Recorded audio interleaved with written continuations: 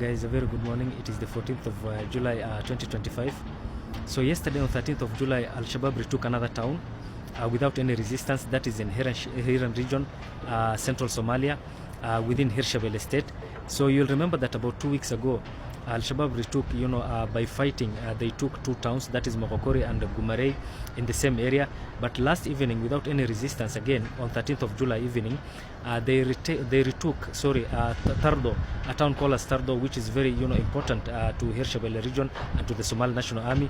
So there were reports initially about a week ago that the Somali National Army was planning to retake and they were strategizing to conduct a counter-offensive or to carry out a counter-offensive to take those two towns. But now it seems that they will have another town to retake. That is now it adds up to 3 towns, and it is said that the Somali National Army is sending even troops from as far as Mogadishu, Somalia, and Galmudug, and even Beledweyne to come and carry out the counter-offensive to retake these towns.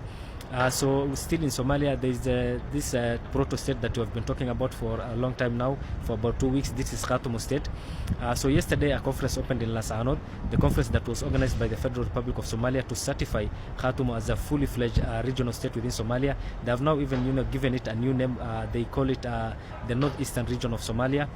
The conference is still ongoing. All the leaders from both Khartoum, even Puntland and the Federal Republic of Somalia are still attending. The conference began yesterday afternoon, and yesterday 13th afternoon, on 13th of July afternoon, and up to now on today on 14th, it is still ongoing, and it is said it will end by today, and by today they will agree to certify the federal state of Khartoum as a fully fledged federal state of Somalia. So still within Somalia, the National Intelligence and the Security Agency NISA has killed about 7 Al-Shabab fighters. Those 7 Al-Shabab fighters were killed in the same place that I've just mentioned, that is Hiran region, near Mogokori. It was an ambush according to the report, and the 7 Al-Shabab fighters were seen moving from one region to another, and they were ambushed by the NISA, that is the National Intelligence and Security Agency of Somalia, and they killed in the process. It is said that there were about 2 or 3 very important leaders within that group that was moving. They are yet to make it public. So in Kenya, you remember the police, the senior police officer, the Deputy Inspector General of Police, a guy called Eliud Lagat.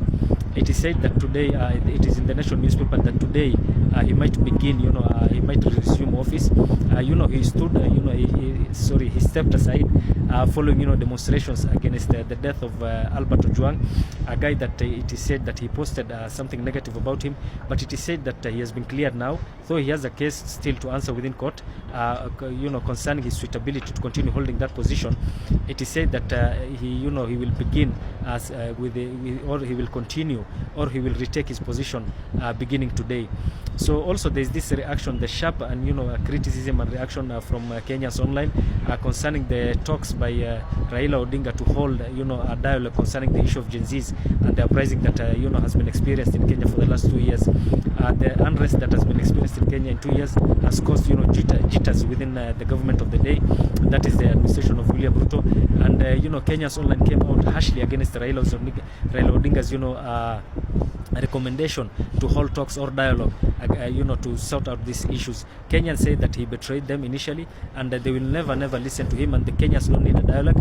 The dialogue, they say, is in the streets, in the demonstrations that they have been holding. They have been calling for good governance, an end to corruption, an end to nepotism, an end to police brutality and government excesses. So also there's this story